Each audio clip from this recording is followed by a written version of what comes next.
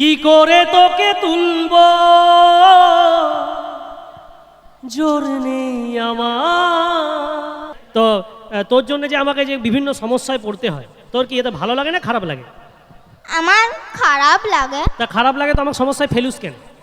এমনি এমনি মানে মজাটা লিয়ার জন্য শুধুমাত্র নাকি? হ্যাঁ। আর তোর বাবা মায়ের নিয়ে যে ওর মায়ের বাবার নিয়ে এত এত ভিডিও করে, মানে আজকে একটা ভিডিও করেছিল, আজকে এটা আপলোড করেছে, মানে ওর বাবা নাকি ও একদিন নাকি ওর বাবার মোবাইল খুঁজে পাচ্ছে না, কি করছিলি ওই করে খুঁজে, হ্যাঁ দিয়ে মোবাইলটা নাকি ফেলে দিয়েছিল তোর মা, কোথায় ঝুড়ে ফেলে দিয়েছিল, কি করেছিল তোর বাবা? বাবা শুধু ফোন ঘেটেই যাচ্ছে, মায়ের কথাটা আর কিন্তু শুনছে না। এটা মানে মোটামুটি আমাদের প্রত্যেকের ঘরেই দেখবেন হয়ে থাকে আর কি। এবার ঘর থেকে ডাকছে, কই গো জলটা ভরো। আর সবসময় বলছি একটা জিনিস দেখবেন ছেলেদের ক্ষেত্রে, মানে এই জিনিসটা নর্মাল ইস্যু, যে যখনই খেতে ডাকবে সঙ্গে সঙ্গে যাবেন না, কারণ গেলেই বলবে আলু ভাতাটা মাখো, নাহলে হাই নুনটা দাও, তেলটা দাও, এটা আমাদের হতে থাকে। সেই লেগে খাওয়ার মোটামুটি খেতে ডাকার মোটামুটি 5 মিনিট পরে যাবেন। এই জিনিসটা আমরা ফেস করি সবসময়, সেই জন্য শেয়ার করলাম। এরপরে এর গল্প যখন শুনলাম, ওকে একটা 2 মিনিট একটা রেস্ট দিয়ে আমি একটু দু কথা বলি, ও একটু ইয়ে করুক। যে ওর এক দাদা আছে, তারকে নিয়ে আমি মিরাক্কেলে যারা দেখেছিলেন তখন বলতাম যে সবাই কেমন আছেন মোটে, আর তোর ডায়লগটাই তো বললি নাই। বললে বলে বলছো,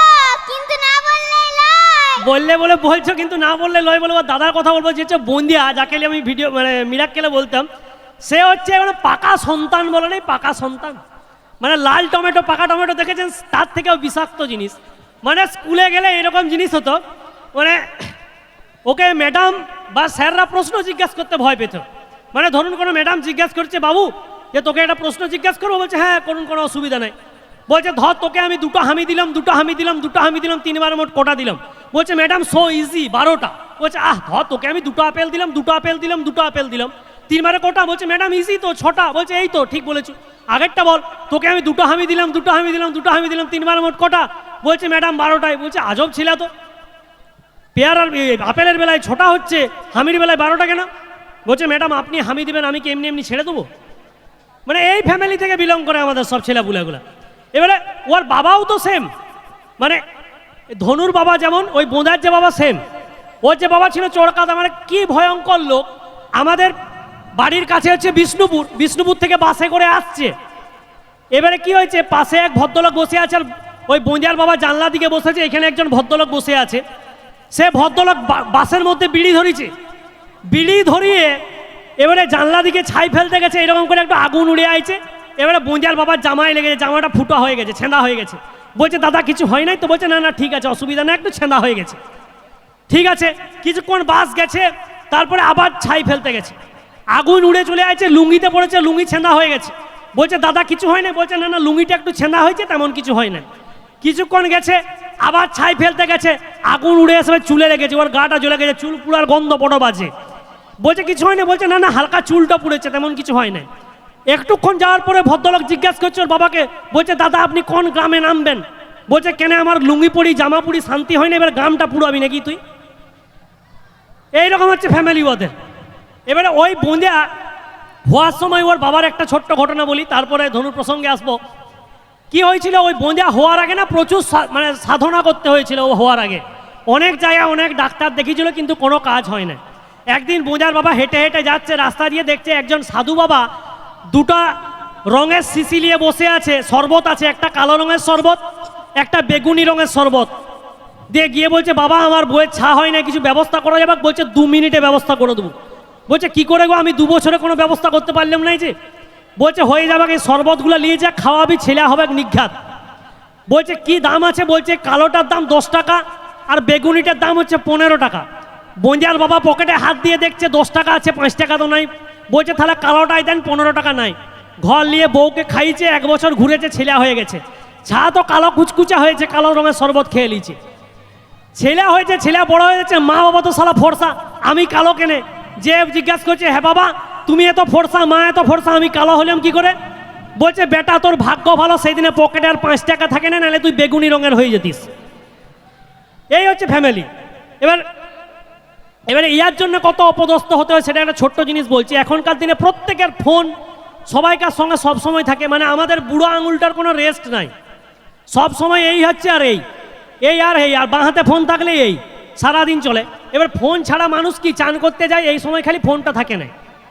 ইয়ার কাছে ফোনটা এবারে তো আমার কি ভিডিও করে পাসওয়ার্ড সব তো ওর মুখস্থ। এবারে ফোন ওর কাছে রেখে আমি চান করতে গেছি, সেই দিনে স্নান টান করে দুপুরে খেয়ে দিয়ে রাত্রেবেলায় ঘুমিয়ে গেছি। এরপরে রাত্রেবেলায় দেখছি একটা আননোন নাম্বার থেকে ফোন আছে, এটা দেখছি মিয়া ছিলার গলা। আমি তো ভেবে অবাক, আমি বলি এটা কি হলো, যার কোনোদিন কোকিলে কাকের ফোন আসেনি, সারা কোকিল কোন ঠিকে নায়িকা ফোন করে দিল। বলছে হ্যালো তন্ময়। আমি বলি হ্যাঁ, কে বলছেন? বলছে আপনি তো বললেন রাত্রেবেলায় ফোন করতে। আমি বলি মানে? বলছে আপনি তো মেসেঞ্জারে নাম্বার দিলেন বলে রাত্রে ফোন করতে। আমি তখন ধরে ফেলেছি যে এই পাকা মোটা করিস, এটা কোনো কাজ করেছিলি তুই? হ্যাঁ, তোমার জীবনে তো একটি কাকা আসেনি, আমি কোকিলটা জুটি দিয়েছি। বিরাট উপকার করেছো। তারপরে গিয়ে যে কাণ্ড কারখানাটা হয়েছিল সেটা তুই জানুস? না তো। তাহলে সেটা শুন, ওদেরকে বলছি তুইও শুন। বিশ্বাস করতে পারবে না, ও তো দেখে না কেমন দেখতে না দেখতে বা কে বোর্ডে পরিচিত না অপরিচিত। যে দেখছি বিশ্বাস করবেন না, আমার যদি যায় প্যান্ট ফেটে যাবে, গিয়ে থেকে মোটা সোটা হেলদি মানুষ একজন ভদ্র মহিলা, আরও আমার থেকে লম্বা চওড়া। আমি তো যে মাসিমা বলবো না, দিদি বলবো না, কি বলবো খুঁজে পাই নাই। যে আমি যে প্রণাম করে বলে হ্যাঁ গো মা আমার ভুল হয়ে গেছে, আমাকে ছেড়ে দাও, আমি ঘর পালাই, আমি আর দেখা করবো নাই। বলছে না, আমার হাতটা ধরেছে, বলছে দেখা যখন করতে আইছো তাহলে একটু বসে একটু গল্প করে যাও। আমি তো ফেসে গেছি, আধ ঘন্টা বসে আছে। আমি বলি মা এবার ছেড়ে দে মা, আমি এবারে পালাই অন্তত। বলছে আমাকে বাদাম খাওয়া, বাদাম। আমি 1 কেজি বাদাম নিয়ে এসে দিয়েছি। আমি বলি মা তুই খা, তবু আমাকে জ্বালাইস নি। বিশ্বাস করুন বাদাম সব খেয়ে নিয়েছে।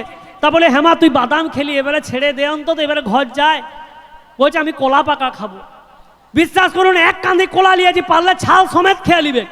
হ্যাঁ হ্যাঁ, এবারে সব কলা খেয়েছে। আমি বলি মা আমি এবারে যাই অন্তত, আমাকে এবার ছেড়ে দে। তখন আমাকে ছাড়ে নাই। বলছে কি জানুস? কি? বলছে আমার একটা আবদার আছে। আমি বলি কি? বলছে আমাকে একবার কোলে নিতে পারবে, আমি একটা রিল বানাবো।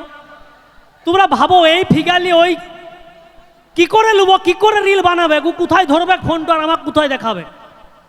বলছে আমাকে যদি কোলে নিতে না পারবে, আমার জন্য 1 লাইন গান গাও। তখন কষ্টে তোর এই হেড়িয়া গলা নিয়ে তোর কাকা গান গেয়েছে, এখানে গরু ফরু থাকলে খেদা না চলে আসবে। 1 লাইন শোনাচ্ছি, দিয়ে আমাদের অনুষ্ঠান শেষ করবে, একটু রিভাবটা তারা দিয়ে দিবে। ওই ভদ্র মহিলাকে কি এই ফিগার দিয়ে তোলা যায়? বলছে কিন্তু আমাকে তুলতেই হবে। তখন কষ্টে আমার ভিতর থেকে 1 লাইন গান গেয়ে বেরিয়ে আসছে। আমি 2টা গানই জানি জীবনে, এই 2টা গান, তার একটা গান শোনাচ্ছি। তখন ভিতর থেকে কষ্টে বেরিয়ে আসছে, কি করে তোকে তুলবো জোর নেই আমার, তুলতে গিয়ে ভাঙবে এই কটা হাত, উঠোনে শ্যাওলা ছিল তোকে তুলতে গেলাম, হড়কে গেলাম, কি করে তোকে তুলবো জোর নেই আমার। Thank you so much. অসংখ্য ধন্যবাদ সাঁথিয়া, অসংখ্য ধন্যবাদ পথপ্রদর্শকের প্রত্যেকটা মানুষকে। আরেকবার আমাদের কাকা ভাইজির তরফ থেকে আপনারা সবাই ভালো থাকবেন, সুস্থ থাকবেন।